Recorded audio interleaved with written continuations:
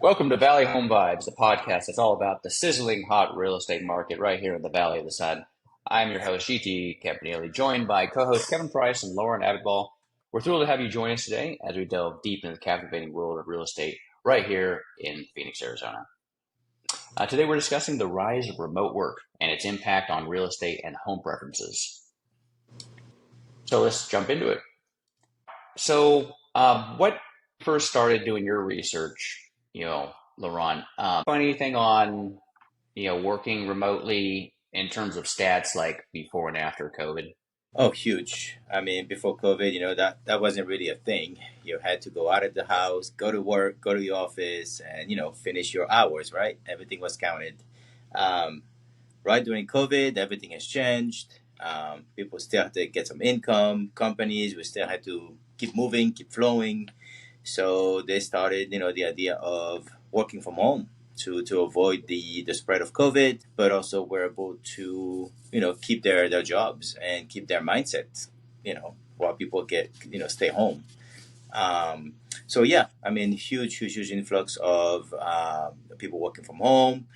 Me myself, when I had my State Farm agency, for about a month, I had my team members working from home, just for safety, and you had to do it. You had to keep your business open, right? So after COVID, of course, people saw some benefit into it. All right, people started working from home, still producing just as much. So some companies saw some benefits into it. Interesting stat is that so during the time frame between 2019 and 2021, remote work tripled.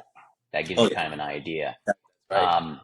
And that so pre-pandemic, the amount of people that were working remotely is this according to the U.S. Census Bureau was at 5.7% of the American workforce. And after COVID, it jumped up to 12 point. Well, it was higher at 2021, but as of 2023, when things have kind of leveled off, Yeah, we're at 12.7%. So remote work jumped up, and it looks like it's here to stay. yeah, So the rest of that, is let's say it jumped up to about roughly 20%, right, at the that's peak in 2021.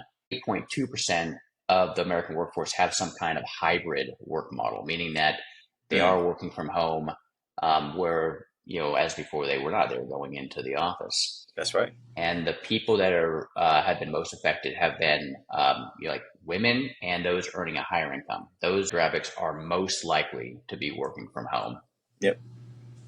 Yep, absolutely. I mean, so that really changed. I think the real estate market on how people are actually now looking for homes, what in their mind where they just wanted bedrooms, right? Hey, I have three kids, I need three.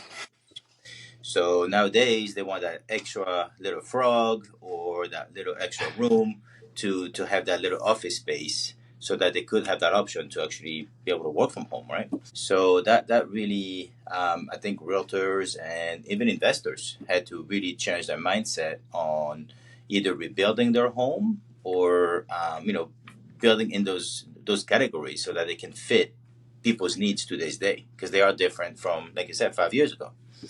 So, that really changed the mindset, I think, in builders, how customers are shopping for it and what is important to them. Interestingly, this idea of work-life balance was a constant. So, we always heard about work-life balance, obviously since, I don't know, this has been an issue since at least the 90s, maybe 2000s. But it seemed like just because, COVID occurred, people were working remotely, think that, oh, wow, this is great. I've got a lot more work-life balance. But people actually wanted it even more in the space of working from home, because working from home can be a drag, right? I mean, Yeah. the those home chores beckon you, or something in the refrigerator catches your eye, and you're going to maybe eat a little more.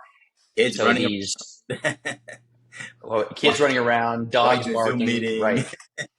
You still need your space, right? And so, obviously, both communities and the homes themselves, needed amenities or at least features that offered some kind of work-life balance in that kind of framework.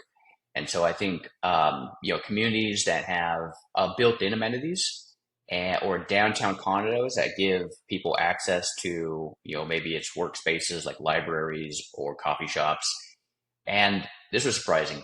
Towns became very popular Hmm. as places to move to Interesting. for this work-life balance. And I'm guessing that's because they do have libraries and a higher amount of coffee shops, and that sort of thing. So, which leads me to what kinds of you know spaces are you seeing people wanting, Kevin? As a realtor, is this something that you've seen that trend, like people wanting those amenities? Yeah, there has been a change in that. One of the biggest trends we've had, though, is they're called the generational living, I believe, is what it's termed as, where they have like a mother-in-law suite built in or a casita attached to the house, which some of these families may use that not for moving relatives in, but as their own private office. It gives them a space. They have a door. They can completely close off the rest of the house, no distractions, and they can just go about their workday, but they're still at home. So there's a lot of functionality to the new construction that people are having, and they are needing that extra space. It's not Mm.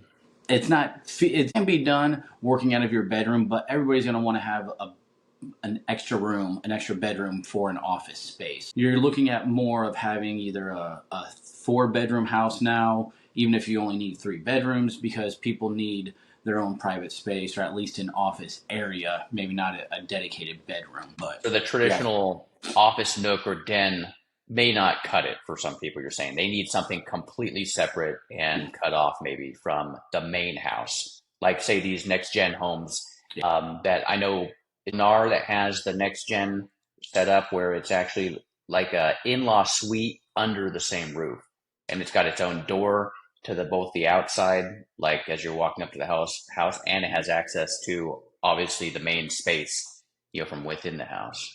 I Their own think they're kitchen, they looking have for. their own washer and dryer, they has everything. Yeah, yeah, that's becoming very popular for especially for the work from home crowd because they're completely shut off, but they're still at the house. No distractions. They can do their job completely focused. An interesting thing. The cities that, and this is for 2021 when we saw this real surge, right, of people kind of moving out of their, you know, the pre-COVID spaces, like the big cities, and they're moving to places where they wanted this work-life balance and best for remote work. And this was conducted by Apartment List. Provo, Utah was the number one place to move to. Fort Collins, Colorado came in number two. Boise, Idaho, number three. Raleigh, North Carolina. And then to round out the top five, Arizona. So we've got one of our local cities here, and that's no surprise because it is indeed a college town with a ton of amenities and things to do, right? Yeah, and then you would imagine that they're close to. They can get out and take a walk and actually go to a store, stop off, have a decent break in their day instead of take a lap around the living room and then go back to work or just walk around the same neighborhood that they walk around every day. They get new sights, new sounds, and they can actually visit something instead. So, are there what are the best? What other home developments here, in Phoenix, kind of offer this multi generational living or a suite within the house for somebody who really needs like a true like office space, besides just maybe the nook or the den developments are here in the valley. Um, I believe it's just specific builders. I know Lennar is doing it, and then it also depends on the new communities is where they're building these type of homes.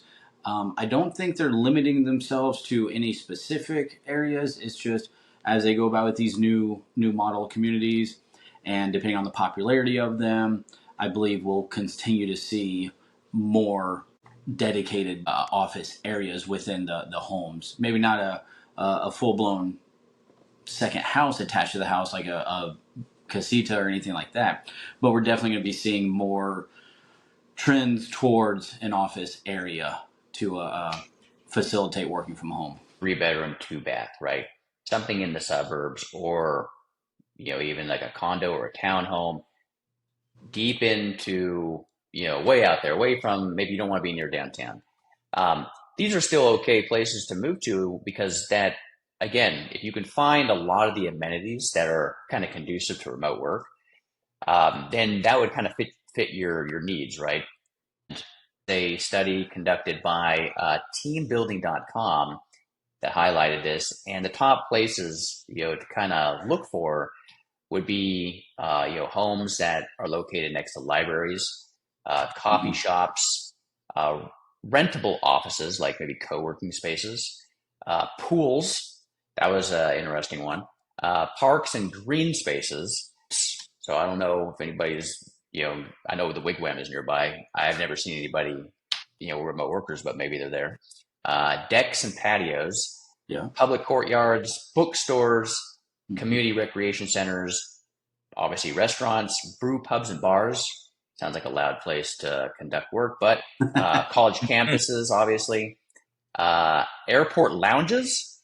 The top, one of the top ones, obviously, hotels. So people who really are trying to get away, they're willing to fork over some dollars just to have, a quiet hotel room, and museums and galleries. So I can think of, a few cities, obviously here in the Valley, that offer this, and a lot of them are in the East Valley, such as Scottsdale. That would come to mind. Tempe, as we about earlier, Tempe was at least number 5 on the top place for remote workers. Cities, do you think, offer those kinds of amenities? Oh, I would imagine Scottsdale would have to have something similar to that. I know from personal experience, I know Surprise has areas that are neighborhoods close to shopping centers. I would say those two would be one of the big ones. And I would imagine the newer parts of Buckeye are going to be more geared towards an all-in-one type of neighborhood that has the entertainment, work opportunities, and then also just your neighborhood quietness about it. Yeah, I can speak for Verado. It's a nice neighborhood that offers a lot of coffee shops within walking distance of your house, and there's plenty of trails, lots of green spaces. So I think if you looked at like parks per capita, I think Verado is like number 1 in terms, because I think we have over 80 or 90 parks in our little community. Obviously, new shopping centers going in. The new Fry's over there, the Starbucks is there, and they've got a huge old space with tons of seating. And I always see people who look like they're working remotely over there. So there's tons of places all over the Valley now, even in the West Valley, where traditionally it's been just sprawl. Mm-hmm. Yeah. And then also I would think that there is that one community, I can't think of the name off my head, Estrella Mountain, I believe, is another one that has its own lakes and golf courses, and encouraging more of a work from home type of environment due to also its location. It's easy to get to, but it's definitely out of the way, even for spread out Arizona. More amenities going in out there. Okay, that's a wrap, folks. If you have any questions about homes optimized for working remotely, please feel free to reach out to us using the contact info below. Lastly, please don't forget to click the like button and subscribe. I'm T signing off from Valley Home Vibes.